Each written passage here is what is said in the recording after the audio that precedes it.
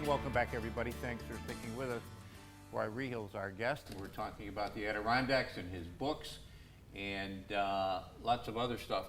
You've had an interesting career. A lot of professions over the years. Graphic artist, book publisher. I know you've done stuff with water purification, mayor, county legislator now. It's been a lot. Yeah, actually, originally I was in a rock and roll band for quite a long time. I didn't know that. Back in the day. Well, I kind of left that off of the bio. But, it's a little back right after college. So. Yeah. So what do you think is the charm, the attraction, I mean, all these years later, people are still reading about Noah John Rondeau. What is it? Well, Noah was just a total character. And he was really a true hermit, even a little bit more so probably than Louis was. But he, he played the violin.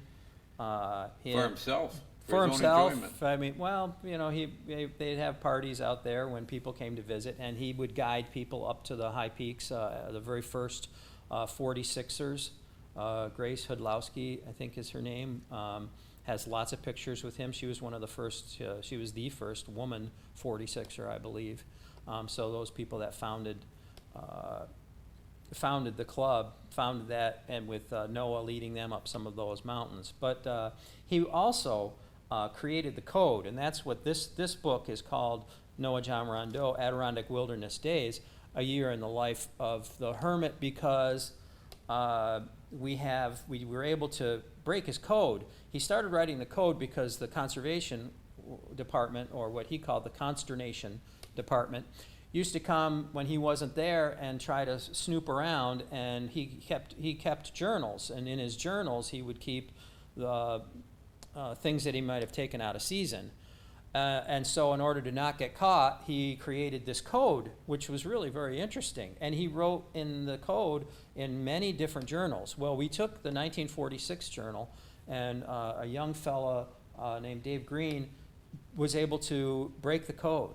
So we decoded the journal, and we show pictures of the journal and pictures of actually how to figure out. So part of the book is about a little bit of a biography of Noah. Then it's about the code, about the breaking of the code, and then we actually reprinted his journal, what he was actually saying in the code. Yeah. And it's really interesting. What were some of the things you were saying? A lot of it's really kind of mundane, but sometimes it's talking about that he took a bear, or so and so visited, and he had really interesting names for all of his wigwams. He would take take thin poles of wood and notch them in firewood length, and lay them up, tie them at the top into a teepee, and in those, and he would name them, one of after his friends' names, or the old lady's wigwam, and the smokehouse wigwam, and there's maps in there that actually show what his hermitage looked like. It was Cold River City, population 1. Just a super character. And Jay's found lots of he was a prolific writer as well, a letter writer. So Jay has lots of correspondence that he's, some of it is in this book, but he's turned into other books about Rondeau as well. Where is he buried? Rondeau? Yeah. I don't recall. I don't Okay. recall. I know that Louis was, that Harv helped Louis help raise the money for a stone in Speculator, but off the top of my head, I'm not remembering where Rondeau. Right. The thing about these hermits was they became, almost celebrity status, yes? Oh, absolutely. As much as you could be in that time, well, especially Rondeau, especially since he came out, and he'd be in parades, and they made a facsimile of one of his camps, a little camp, and he'd stand out the front with his big, huge beard, and one of his goofy beer hats. And it's funny, Roy, but I've always thought of the contradiction that here he was a hermit. living by himself all this time. I mean, and just for long periods of complete isolation. And yet he enjoyed being a celebrity. Well, I think what's funny about the hermit is you pick and choose when you'll have society. And it wasn't, I think, that he disliked people at all, because he had some very, very close friends. Richard Smith was a young person who became Noah's friend for life, and actually when Noah died, he was living in a converted chicken coop that Richard had fixed up for Rondeau. But they were great friends. Mhm. So, and he had many great friends, as the correspondence shows. Mhm. And sometimes, of course, the airplane would drop off newspapers and correspondence to him out at the Hermitage, because that's another location that's just about as far out in the wilderness as you can get. Yeah. Do you get into the woods anymore? Oh yeah, Yeah.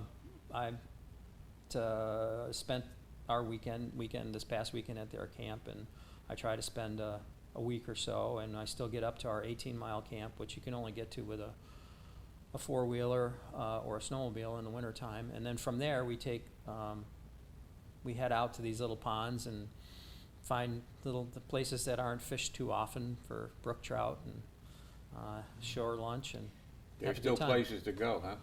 Boy, is there yeah, the bucket list is getting long. Yeah, yeah. The books are all for sale up at Old Forge Hardware. They're for sale on the website. Give us that website again. theforgerpress.com. You can always ask at the local bookstores like Barnes and Noble and such. But I don't work with Amazon anymore. No. No, Okay. they're too rough on us small publishers. Yeah. And I know that you've done so much work, and you've got some thoughts about somewhere down the line doing something else. We won't go too far into that, but somebody told me the other day, and I agree with this, writers should write. So you're a writer, so keep on going, keep on writing. Thank you very much. I am working on another project. I don't know how long it'll take. So. Well, when you get done, give us a call, and we can talk about it. Well, Adirondack Adventures took 8 years, so Well- I'm not the fastest writer. Well, you're looking at somebody that's pretty slow as well. Thanks for coming in.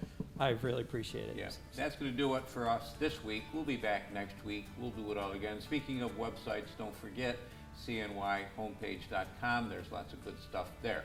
Until next time, take care of yourself, everybody.